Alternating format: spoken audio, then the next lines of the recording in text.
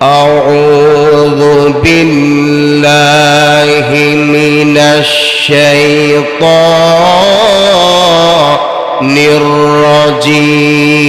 الرجيم بسم الله الرحمن الرحيم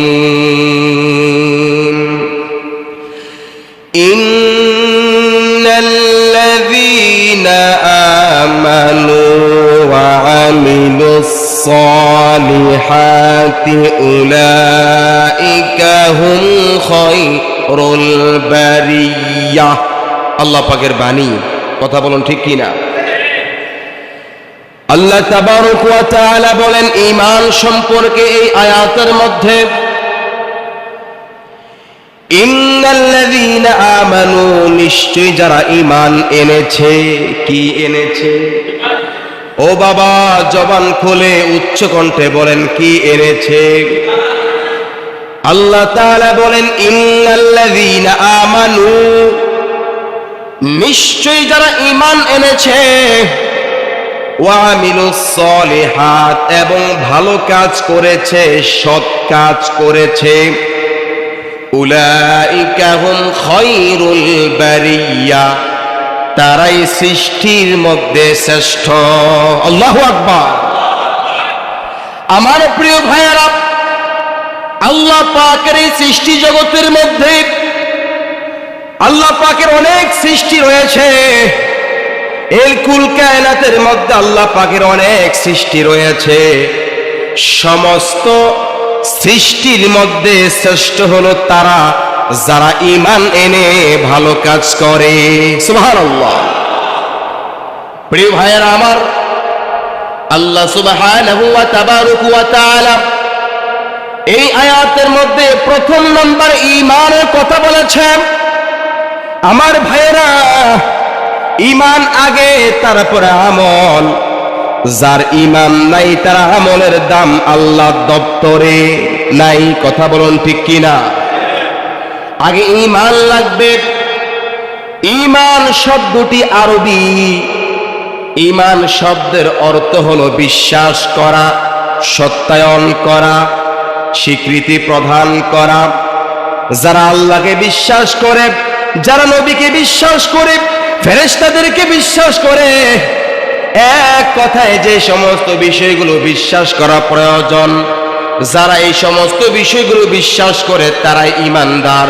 আর আল্লাহ পাক বলে যারা ঈমানদার ঈমান এনে আমল করবে আমি আল্লাহ পাক তাদেরকে জান্নাত দান করব তারা জান্নাতের মধ্যে চিরস্থায়ী শান্তিতে থাকবে সুবহানাল্লাহ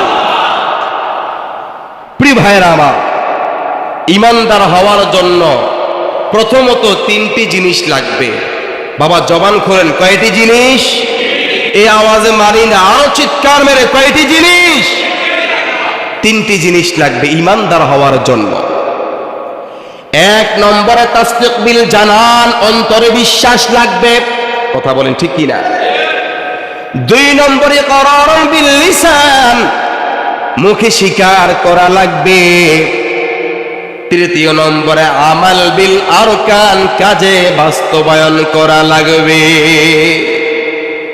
যারা আল্লাহ এবং তার রাসূলকে ফেরেশতাদেরকে আসমানি কিতাব সমূহকে অন্তর দিয়ে বিশ্বাস করে মুখে স্বীকার করে এবং আল্লাহ পাকের আদেশ নবী পাকের আদেশ কাজে বাস্তবায়ন করে তারাই মুসলমান পড়েন সুবহানাল্লাহ ঈমানদার হওয়ার জন্য এক নম্বরে আল্লাহর প্রতি বিশ্বাস রাখতে হবে কার প্রতি আমানতু বিল্লাহ আল্লাহর প্রতি বিশ্বাস আমাদের হায়াতের মালিক কে রিজিকের মালিক সুস্থ রাখে কে অসুস্থ করে কে সব কিছুর মালিক কে আমানতু বিল্লাহ এক নম্বর আল্লাহর প্রতি বিশ্বাস রাখতে হবে আল্লাহর হুকুম ছাড়া কিছুই হয় না যত কিছু হচ্ছে যত কিছু হবে সব কিছু আল্লাহর হুকুমে হয় আল্লাহ চাইলে সব সম্ভব এক কথায় সর্বাধিক যারা আল্লাহকে বিশ্বাস করে তারাই মুসলমান কথা বলুন ঠিক কি না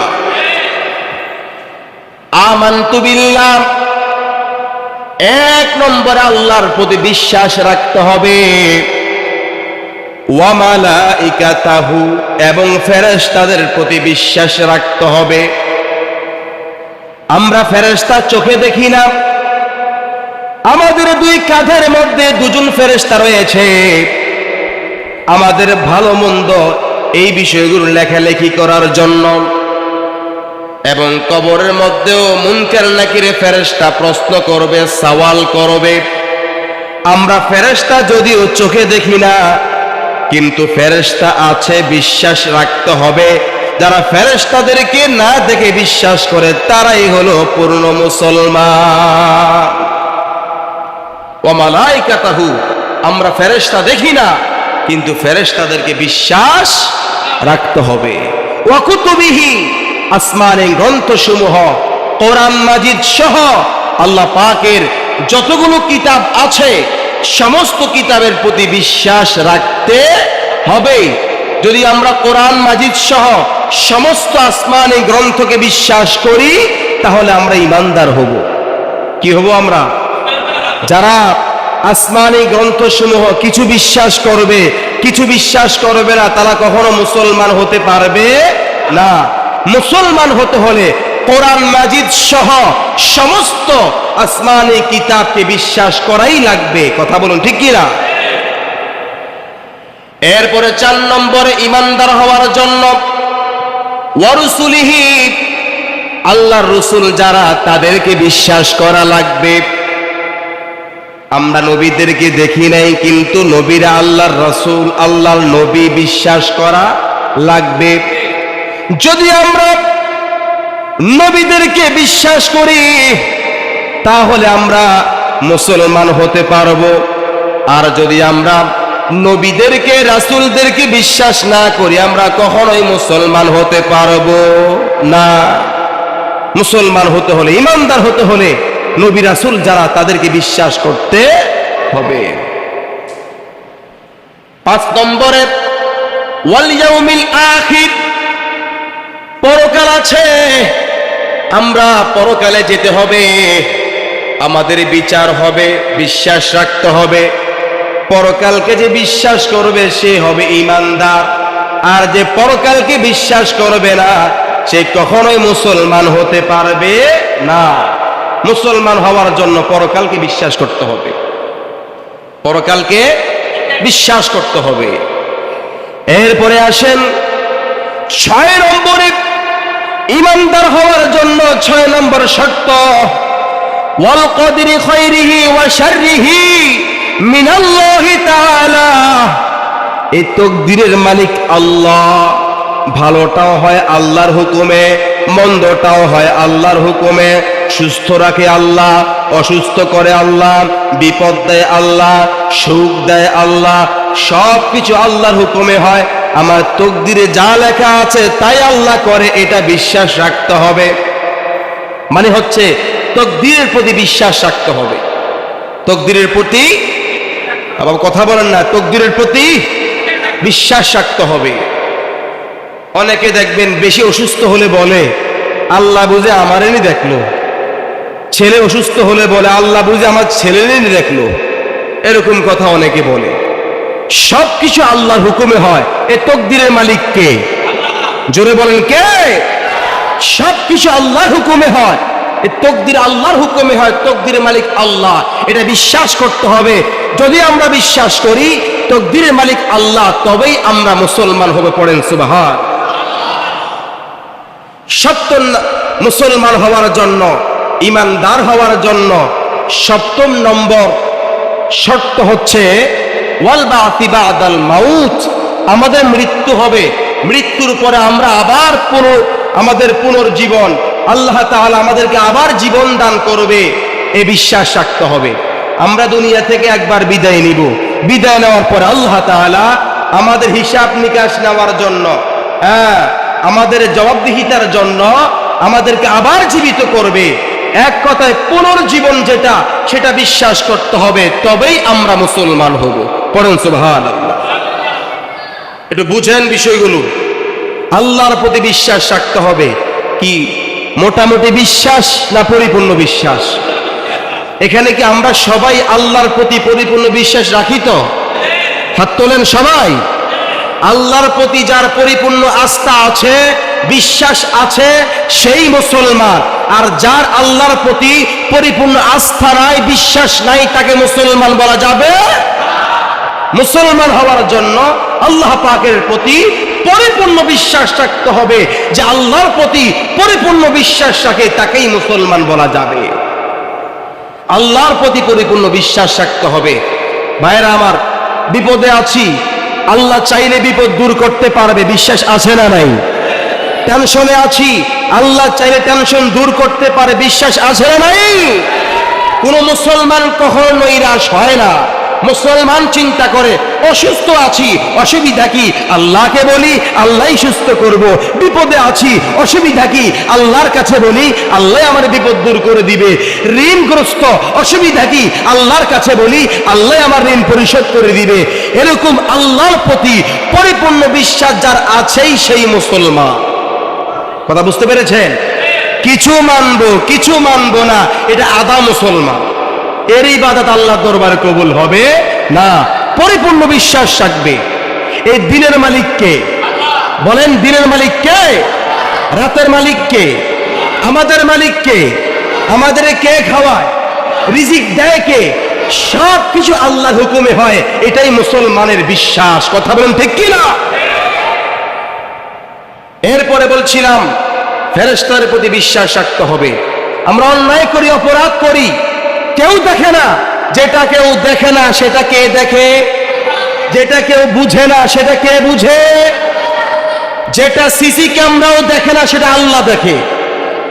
আল্লাহর চোখের কাছে কেউ আপনার আল্লাহ দেখে না এমন কোনো কাজ নাই। আমি দিনে কি করি, রাতে কি করি, মানুষের সামনে কি করি, পিছনে কি করি, সবকিছু আল্লাহ দেখে এবং ফেরেশতারা সবকিছু লিপিবদ্ধ করে। ফেরেশতা আছে আমাদের দুই কাঁধের মধ্যে, বিশ্বাস রাখতে হবে। কবরের মধ্যে ফেরেশতা আমাদেরকে সওয়াল করবে, প্রশ্ন করবে, বিশ্বাস রাখতে হবে। রাজি আছেন সবাই? আমাদের দুই কাঁধে ফেরেশতা আছে তো? মিথ্যা কথা বললে লেখে তো? হ্যাঁ, গুনার কাজ করে লেখে তো? লেখে। কিয়ামতের মাঠে আল্লাহ তাআলা বলবেন, বান্দারে তুমি তো এই অন্যায় করেছিলা। বান্দা বলবে, আল্লাহ কই, আমি তো এই অন্যায়টা করি না। আল্লাহ তাআলা বলবেন, হে আমার কিরামান কাতিবিন ফেরেশতা, নিয়ে আসো তার অডিও ভিডিও। যখন আল্লাহ তাআলা বান্দার সামনে ফেরেশতাদের রেকর্ড করা অডিও ভিডিও দেখাবে, তখন আল্লাহ বলে, কিরে বান্দা, তুই চুরি করস নাই, ডাকাতি করস নাই, খুন করস নাই, মিথ্যা বলস নাই, সমালোচনা করস নাই, এই তো তোর সামনে। তখন বান্দা বলবে, আল্লাহ তুমি তো গফফার, আমাকে মাফ করে দাও। তবে আল্লাহ বলছে, তোমরা দুনিয়ার মধ্যে যত অন্যায় করবে, অপরাধ করবে, আমি তো গফফার, ইন্নাহু কানা তাওয়াবা, আমি তাওবা কবুলকারী, আমার কাছে তাওবা করো, আমি আল্লাহ মাফ করে দিব। তাওবা করলে আল্লাহ খুশি হয়। তাওবা করলে আল্লাহ তাআলা, শোনেন, দুনিয়ার মানুষের কাছে চাইলে মানুষ রাগ হয়, আর আমার আল্লাহর কাছে না চাইলে আমার আল্লাহ রাগ হয়। জবান থাকলে বলেন তো সুবহানাল্লাহ। আল্লাহ কয়, বান্দারে তুই তো আমারে বিশ্বাস করস, তোর টাকা নাই আমার কাছে চা, তোর সমস্যা আছে আমার কাছে বল, তোর শত্রু আছে আমার কাছে বল, অসুস্থ আছস আমার কাছে বল, বিপদে আছস আমার কাছে বল, আমার কাছে বল, গুনাহ করেছিস আমার কাছে বল, আমি আল্লাহ তোর সমস্ত গুনাহ মাফ করে দিয়ে তোর সমস্ত সমস্যার সমাধান করে দিব। এটাই মুসলমানের ঈমান। কথা বলেন ঠিক কি না? মুসলমান কখনো অন্যায়ের কাছে মাথা নত করে? আমরা মুসলমান সত্যের পক্ষে কথা বলবো, কোরআনের জন্য কথা বলবো, হাদিসের জন্য কথা বলবো, আল্লাহর জন্য কথা বলবো, নবীর জন্য কথা বলবো। প্রয়োজনে রক্ত চলে যাবে, তারপর আমরা মুনাফিকদের সামনে মাথা নত করব। এটাই মুসলমান। ইউকাতিলুনা ফি সাবিলিল্লাহ ফায়াকতুলুনা ওয়া ইউকতালুন। আল্লাহর জন্য নিজে মরবো, আরেকজনকে মারবো। তুমি সন্তুষ্ট করতে চাই কাকে? যেই মুসলমান নামাজ পড়বে আল্লাহর জন্য, রোজা রাখবে আল্লাহর জন্য, সংগ্রাম করবে আল্লাহর জন্য, যুদ্ধ করবে আল্লাহর জন্য, আল্লাহ বলছে কানাত লাহুম জান্নাতুল ফিরদাউস নুজুলা, আমি আল্লাহ পাক তাদেরকে জান্নাত দান করব। দুনিয়ার জীবন কয় দিন? 70 বছর, 80 বছর, 90 বছর, 100 বছর। কবরে যেতে হবে তো। এই ক্ষণস্থায়ী সময়ের জন্য আমি ইমানকে বিক্রি করতে পারবো না, ইমানকে ধরে রাখবো। যদি আমরা ইমানকে ধরে রাখি, আমল করি, পরকাল আলোকিত হবে, আল্লাহ খুশি হবে, নবী খুশি হবে, জান্নাতের মেহমান হয়ে যাব। এজন্য মূল কথা হচ্ছে ইমানকে শক্ত করতে হবে। ইমানকে শত্রু যত শত্রুতামেই করুক, যত ষড়যন্ত্রই করুক, যদি আল্লাহকে বিশ্বাস করি, আল্লাহর কাছে বলবো, আল্লাহ তাআলা পারবেন তো আমার শত্রুকে বন্ধু বানাতে? পারবেন না? আল্লাহ চাইলে শত্রুকে বন্ধু বানাতে পারে না? আল্লাহ চাইলে গরিবকে ধনী বানাতে পারে না? যেটা কেউ পারে না সেটা পারে কে? আল্লাহ পারে না এমন কোন কাজ? ইমানকে মজবুত করেন, ইমানকে মজবুত করেন, পরিপূর্ণ মুসলমান হয়ে যান। আমরা আল্লাহকে বিশ্বাস করব, আল্লাহ চাইলে সব সম্ভব। ছেলে বিদেশে আছে, অনেকে ছেলেরা বিদেশে আছে, আমার কাছে বলে হুজুর দোয়া করবেন, ছেলেটা বিদেশে আছে, খুব সমস্যার মধ্যে আছে। তো ছেলে বিদেশে আছে, কোন অবস্থানে আছে আল্লাহ জানে কিনা? জানে কিনা আল্লাহ? কার ছেলে বিদেশে সুখে আছে, কার ছেলে বিদেশে অসুখে আছে, বিপদে আছে, আল্লাহ সব জানে। আপনি তো বাবা, আপনি তো মা, আপনি জায়নামাজটা বিছিয়ে দেন না, 2 রাকাত নফল নামাজ পড়েন, দোয়া করেন, আল্লাহর প্রতি বিশ্বাস রাখেন, আল্লাহ তাআলা আপনার প্রবাসী সন্তানের বিপদ দূর করে শান্তি দান করবে। এটাই তো ঈমান। কথা বলেন ঠিক কিনা?